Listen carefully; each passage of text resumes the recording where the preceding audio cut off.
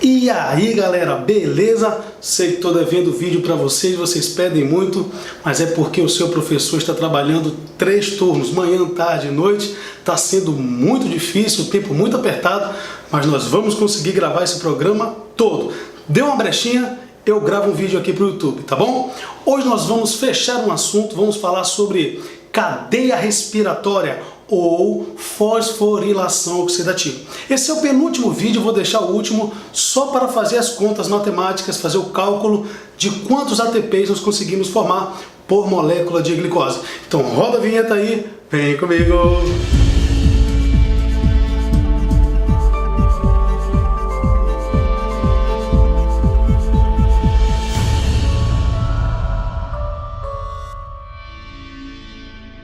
Bom galera, não sei se vocês se lembram, mas antigamente tinha uma escadinha que explicava esse assunto. Era muito complicado entender por aquela escadinha. Hoje nós temos o modelo quimiosmótico de Peter Mitchell. É um modelo muito elucidativo, muito claro e vai fazer com que a gente entenda com perfeição esse assunto. Primeiro, nós estamos na mitocôndria. Então veja, essa é a membrana externa da mitocôndria. Lembre-se que a membrana externa é permeável. O espaço intermembranar ou espaço intermembranas também pode ser chamado de crista mitocondrial. A membrana interna da mitocôndria, essa tem permeabilidade seletiva. Isso vai ser importante para compreender um processo na próxima aula.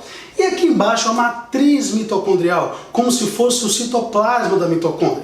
Então é preciso que você já grave a primeira informação, que a cadeia respiratória ocorre na mitocôndria, principalmente no espaço intermembranal, ou seja, nas cristas mitocondriais. Como vocês podem ver aqui, eu tenho 4 complexos de proteínas. Olha que coisa difícil. Vou chamar o complexo 1 de complexo 1. O 2 de complexo 2, o 3 de complexo 3 e o 4 de complexo 4. Esse aqui é o 5? Não. Essa aqui é a ATP sintase. E ela vai fazer, como o nome já diz, a síntese de ATP. Para que formamos durante todo o processo lá da glicólise, da acetilação, do ciclo de Krebs, formamos o tempo todo NAD e FAD. Com qual finalidade?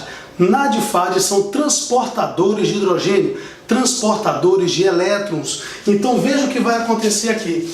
Aquele NAD formado na glicólise, na acetilação, no ciclo de Krebs, vai chegar aqui no complexo 1 e doar o seu elétron. Então tem aqui o NADH mais um próton. Vou doar o elétron. Vou formar o NAD, o H+ vai ficar aqui, e aqui eu vou doar os elétrons. Na verdade são 2 elétrons, mas eu vou simbolizar o elétron que foi para o complexo 1. Por isso o nome do complexo 1 também vai ser ubiquinona, que é esse aqui, a proteína Q, ou ubiquinona óxido redutase. Por quê? Porque esse elétron do NAD que foi para o complexo 1, agora vai para a ubiquinona. Por enquanto, esqueça o complexo 2. Então, esse elétron aqui foi agora para a ubiquinona, ou proteína Q. Se ela ganhou o elétron, o que aconteceu com ela? Ela se reduziu, enquanto o complexo 1 se oxidou. Por isso o nome ubiquinona óxido redutase, porque a ubiquinona se reduziu, enquanto o complexo 1 perdeu o elétron, se oxidou. Próximo passo, a ubiquinona então doa seus elétrons para o complexo 3. Por isso o nome do complexo vai ser ubiquinona citocromo C óxido redutase, porque vai passar os elétrons do NAD para o citocromo C. O citocromo C, então, se reduziu, e o que acontece com o complexo 3? Se oxidou, porque perdeu o elétron. E agora, o elétron que está no citocromo C vai para o complexo 4, que é também chamado de complexo citocromo oxidase, porque ele oxidou o citocromo. Finalmente, para que nós respiramos? Os elétrons passou por essas 4 proteínas e vai chegar por último esses dois elétrons no oxigênio. Então vou botar aqui o O2, chegou um elétron, chegou outro elétron, que vão se juntar com os prótons que aqui ficaram. Na verdade ficaram aqui dois prótons, né? Porque tinha um NAD H+, os prótons ficaram na matriz mitocondrial. Esse próton vai se juntar com o oxigênio, vou colocar então aqui só para equilibrar 4H+, isso aqui vai formar no final das contas duas moléculas de água, 2H2O. Então anote aí para que nós respiramos o oxigênio. O oxigênio é o aceptor final de elétrons da cadeia respiratória.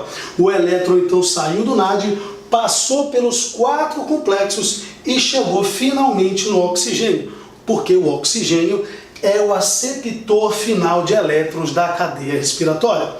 Lembra-se que muitas pessoas falam que se você come demais, você pode envelhecer mais rápido, porque se você come demais, você ativa demais a cadeia respiratória e pode acontecer erros aqui. Pode chegar um elétron a mais no oxigênio, formando, por exemplo, o H2O2, que é a água oxigenada. Pode formar o oxigênio com um elétron a mais, um íon superóxido. Tudo isso são radicais livres, são moléculas eletricamente carregadas que podem destruir moléculas saudáveis dentro da célula. Então tudo isso acontece por erros na cadeia respiratória. A primeira etapa do processo já foi. Aqui o oxigênio é o aceptor final de elétrons da cadeia respiratória. Beleza, pegou a metade aí, já foi. O que falta para fecharmos o assunto? Toda vez que o elétron passa pelo complexo 1, 4 prótons, tá aqui ó, 4 prótons são bombeados para o espaço intermembranar. Quando passa pelo complexo 3, os elétrons, mais uma vez ele promove uma mudança conformacional na proteína que joga mais 4 prótons para o espaço intermembranar. Quando passa pelo complexo 4, bombeia 2 prótons para o espaço intermembranar. Ah, professor, por que aqui foi 4 e aqui foi 2? Porque é assim, a observação foi essa. O complexo 1 bombeia 4 prótons, o complexo 3 4 prótons e o complexo 4 2 prótons. Vamos observar o que está acontecendo aqui. Você concorda que se está bombeando muitos prótons para o espaço intermembranar, vai ficar uma grande concentração de prótons aqui, e prótons é o que? Carga positiva. Então veja bem, se tem muito próton aqui e o interior da matriz tem pouco próton, eu acabei de fazer um gradiente químico, por isso que o nome do modelo é modelo quimiosmótico, um gradiente químico, porque por difusão tem mais próton no espaço intermembranar e menos na matriz mitocondrial. Como o próton é carga positiva, eu posso dizer que o espaço intermembranar está cheio de próton. Então, o espaço intermembranar vai ficar com carga positiva. Como isso é relativo, o espaço intermembranar está positivo e o lado de dentro da membrana está o quê? Negativo.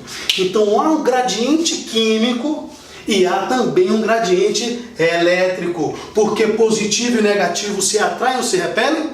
Se atraem.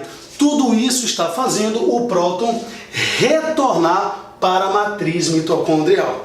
Veja outra terminologia que eu posso usar. Se aqui está positivo, está cheio de próton, aqui está ácido, em relação ao meio interior que está alcalino, a matriz mitocondrial. Então há um gradiente químico e há um gradiente elétrico forçando o retorno desses prótons pela matriz mitocondrial. Ele vai voltar? Vai voltar. Vai voltar através da ATP sintase. Os prótons então voltam através da ATP sintase, a energia de movimento dos prótons, a força protomotriz de movimento dos prótons vão fazer a ATP sintase girar como um rotor, como na natureza nada se cria, nada se perde, como diz Lavoisier, não é? Então essa energia de movimento será aprisionada em energia de ligação química. O ADP mais o fosfato inorgânico agora vai ser convertido em ATP. Então a energia de movimento foi transformada em energia de ligação química e é assim que a mitocôndria na membrana interna produzem as moléculas de ATP.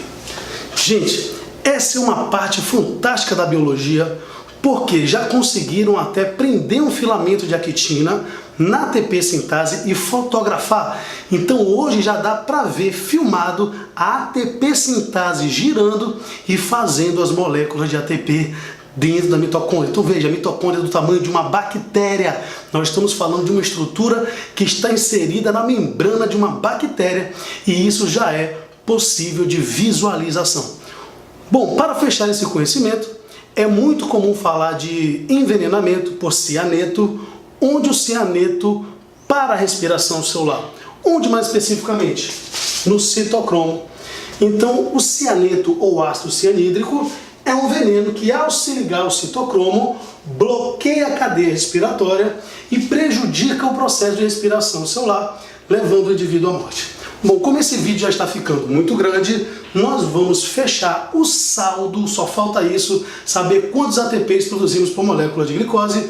Veremos isso na próxima aula. Espero que você tenha entendido, que você tenha curtido. Tchau!